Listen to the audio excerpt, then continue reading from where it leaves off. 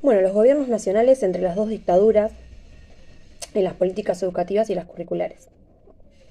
Eh, José María Guido, ¿sí?, fue presidente del Senado durante el franquismo y asumió el poder en el marco del golpe de Estado durante marzo de 1962.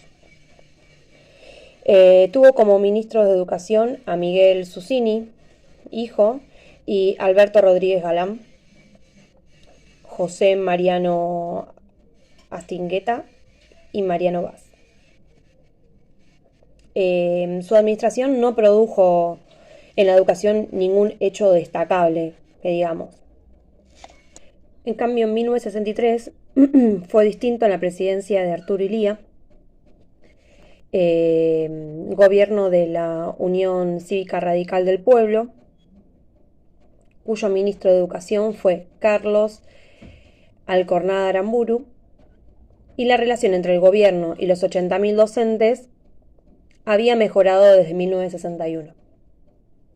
Cuando la Cámara Federal de Trabajo resolvió a su favor la deuda que el gobierno tenía con ellos desde 1958. En la década del 60 nace Mafalda, siendo buena para el desarrollo de experiencias pedagógicas, democráticas, algunas de las cuales quedaron interrumpidas por el golpe militar de Ongaña que derrocó a Illia en 1966.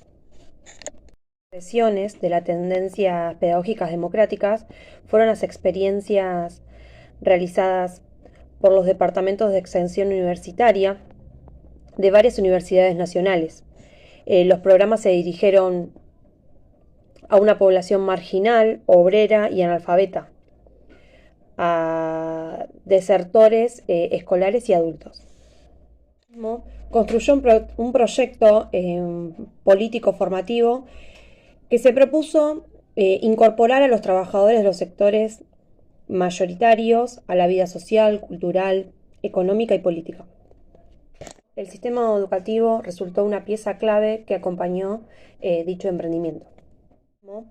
No solo interpeló al pueblo como un sujeto político, sino que al hacerlo reconoció e impulsó una configuración identitaria que definió el núcleo de su tarea educadora.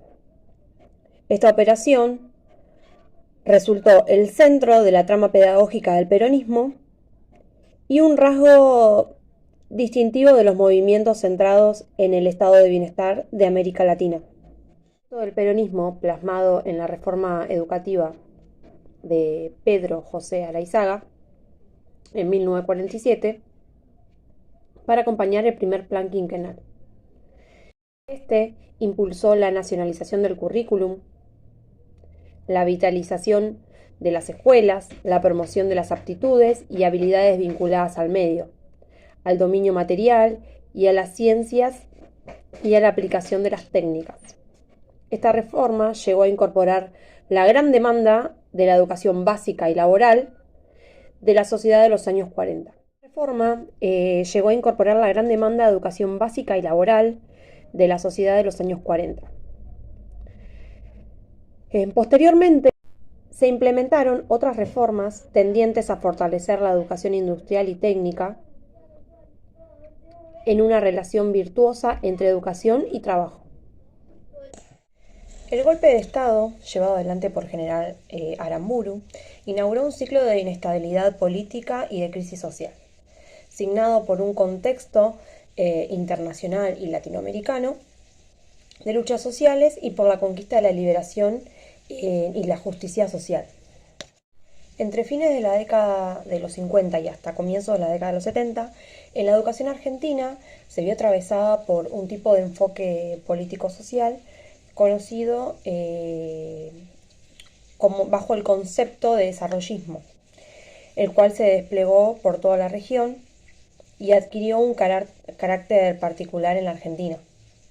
Viéndolo así, se llevaron a cabo en el campo educativo prácticas pedagógicas que ponderaron los conocimientos técnicos, con el objetivo de formar los futuros recursos para una estructura ocupacional más sofisticada, En este sentido, la visión del niño o del joven como futuro trabajador incluyó el interés por formar técnicos. A partir de 1966 se empezó a definirse en el campo educativo un modelo pedagógico que obtuvo una mayor visibilidad a través de la reforma educativa de 1968. A esta reforma concibió a la educación con el desarrollo económico y enfatizó la necesidad de atender aspectos organizativos y administrativos de la actividad escolar al promover la descentralización para una mejor distribución de las funciones sociales y educativas del sistema. Además, vamos a destacar que en la década de los 60 mostró el apego por las propuestas técnico-pedagógicas, con un creciente peso en las definiciones políticas, así como la distribución y la adopción de la planificación, como una nueva tecnología de intervención social, promovida y definida por organismos internacionales. Bueno, teniendo ese escenario, podemos decir que mostraba el declive del educador humanista, propia de la matriz generalista, que sumaba y consolidaba las experiencias normalistas y espiritualistas, en función de la aparición del especialista en educación, que basaba su legitimidad en el conocimiento empírico, sistemático y en la experiencia técnica.